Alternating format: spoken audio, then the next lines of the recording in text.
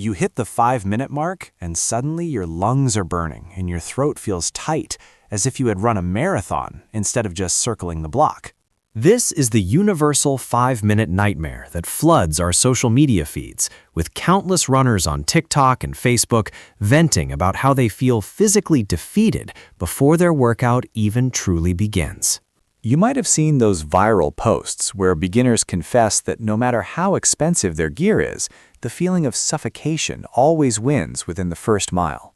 A typical comment often reads that it feels like breathing through a tiny straw while trying to climb a mountain. We often think this is just a lack of stamina, but let us analyze what is actually happening inside your ribcage. You are likely trapped in a cycle of shallow chest breathing, which barely scratches the surface of your actual lung capacity. This inefficient method causes a rapid spike in carbon dioxide, triggering that desperate gasping reflex. The real breakthrough comes when we stop fighting for air and start engaging the diaphragm to optimize every single breath.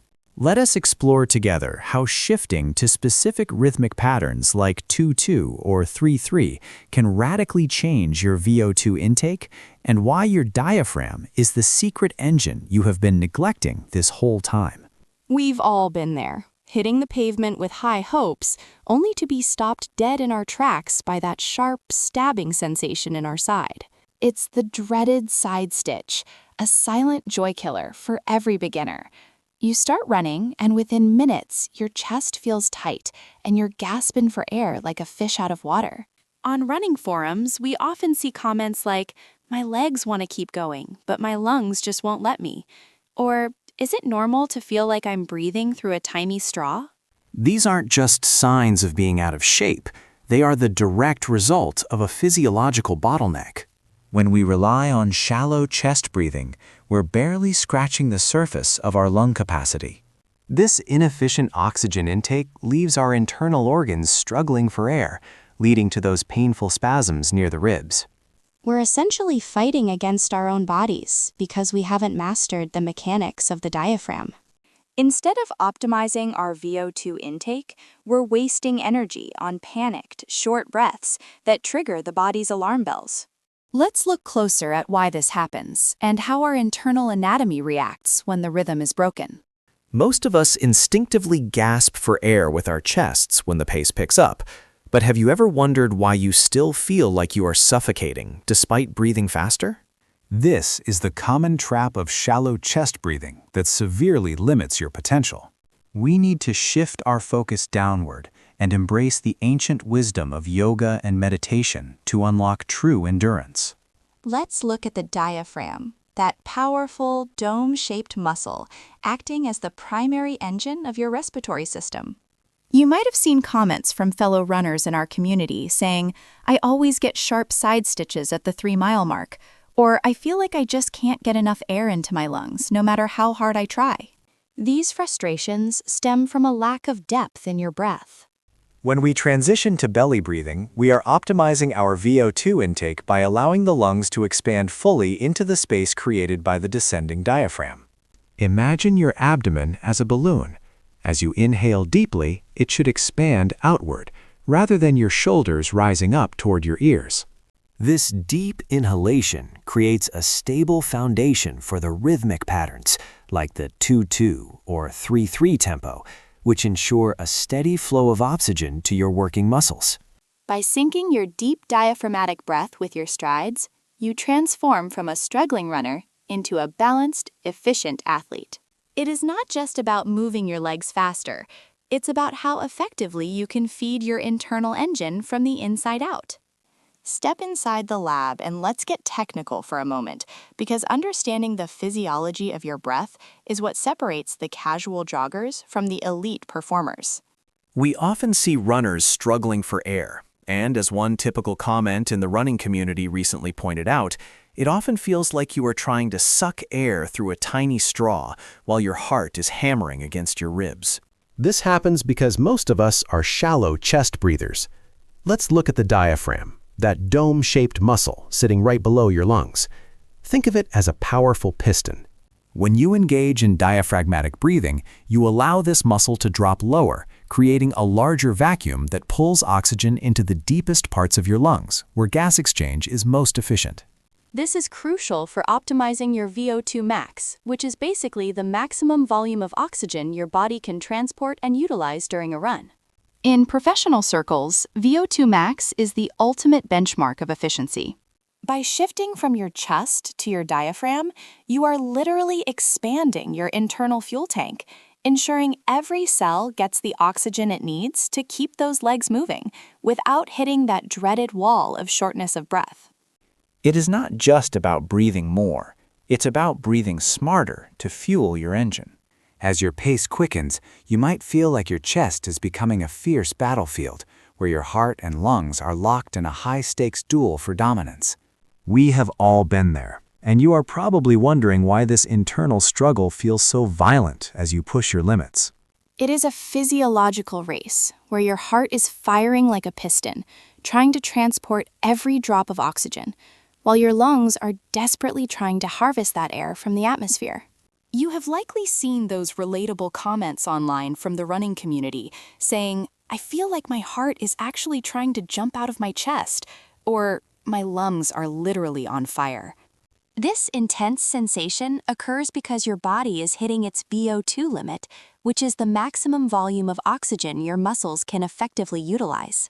If you are stuck in shallow chest breathing, you are essentially starving the engine, forcing your heart to work overtime to compensate for those inefficient gasps. This is precisely where the diaphragm acts as the ultimate mediator. By engaging this powerful muscle instead of just your upper chest, you stop the internal conflict and transform that chaotic battle into a synchronized symphony, ensuring every heartbeat is fueled by a full, rich intake of air. Have you ever wondered why, despite not being the fastest sprinters in the animal kingdom, humans are arguably the greatest endurance athletes on the planet? It all comes down to a fascinating evolutionary decoupling that sets us apart. While a cheetah or a horse is mechanically forced to take one breath for every single stride, we have evolved the unique ability to breathe independently of our footsteps. You might see netizens debating this phenomenon in fitness forums, with some jokingly commenting that if we are such elite runners, why do they feel like they are suffocating after just one block? The reality is that most of us are simply fighting against our own biology. Instead of shallow chest breathing, which limits our capacity, we need to engage the diaphragm. This powerful muscle is our internal engine for optimizing VO2 intake, pulling oxygen deep into the lungs, where it can efficiently fuel our muscles. By mastering rhythmic patterns like the 2-2 or 3-3 technique, we synchronize our respiration with our movement. This control allows us to sustain a pace that would leave other species exhausted, proving that our breath is our greatest tool for endurance. So, how do we actually program this for the grueling 42-kilometer stretch? Think of your respiratory system not just as a pair of lungs, but as a finely tuned engine that requires a specific code to run without overheating. You might be wondering, and I've seen this sentiment shared across every running forum where netizens often comment, why does my chest feel like it is tightening after just a few kilometers, while marathoners look like they are just taking a casual stroll? The secret lies in moving away from shallow chest breathing and hard-coding your diaphragm to do the heavy lifting.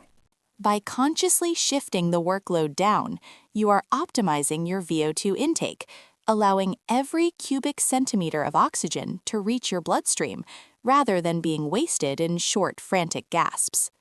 We integrate specific rhythms like the 2-2 or 3-3 pattern, syncing your breath with your footfalls to create a physiological metronome. Let us look at it this way. When you reprogram your system this way, the long-distance journey stops being a battle for air and transforms into a rhythmic, sustainable flow, making that 42-kilometer finish line feel as natural as a walk in the park. Once we understand the mechanics of the diaphragm, we move into the actual biohacking of synchronization. You might be wondering how to make this feel natural rather than forced when your legs are already burning. Let's dive into the 2-2 and 3-3 breathing patterns, which are essentially the metronomes of elite performance. In a 2-2 rhythm, you take 2 steps during your inhale and 2 steps during your exhale. This creates a consistent cycle that matches your cardiovascular demand with your physical output. Many in the running community often ask, is there a one-size-fits-all rhythm? One popular comment recently sparked a huge debate, stating that rhythm is actually more important than pace itself. Well, they are onto something.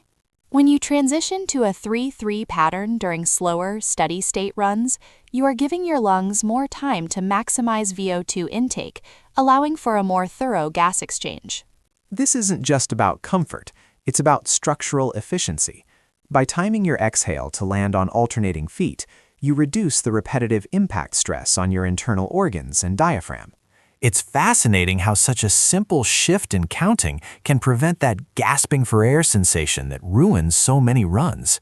Let's look closer at how this synchronization stabilizes your core from the inside out, keeping your oxygen levels peaked without the frantic struggle for breath. Now, I know what you're probably thinking, because I've seen the heated debates in the comment sections where netizens argue that you must strictly inhale through your nose and exhale through your mouth. But let's debunk that myth right now. When you're pushing your limits, your body's demand for oxygen, that VO2 intake we discussed, skyrockets. Relying solely on your narrow nasal passages is like trying to fuel a jet engine with a straw. You need to open your mouth to facilitate maximum airflow, ensuring your diaphragm can pull in the volume required to keep your muscles firing. From a cardiovascular perspective, this isn't just about comfort, it's about protection. When you master the rhythmic 2-2 or 3-3 pattern, you're actually stabilizing your heart rate.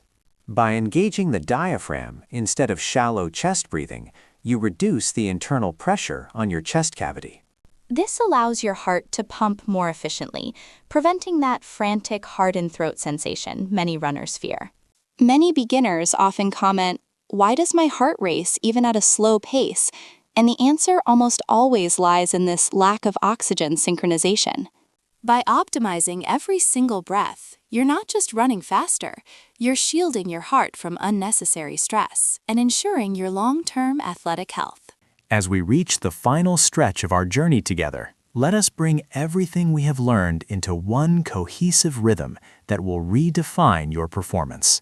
We have moved beyond the surface, shifting from that frantic, shallow chest breathing to the deep, resonant power of the diaphragm.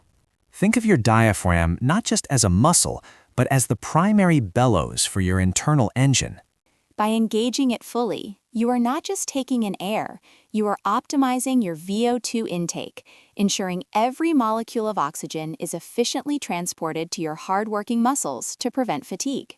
You have likely seen common frustration shared within the running community, where one netizen recently commented, "I feel like I am suffocating no matter how slow I go," or another runner asking, "Why does my side always cramp up during the second mile?" The answer lies in the synchronization we have analyzed.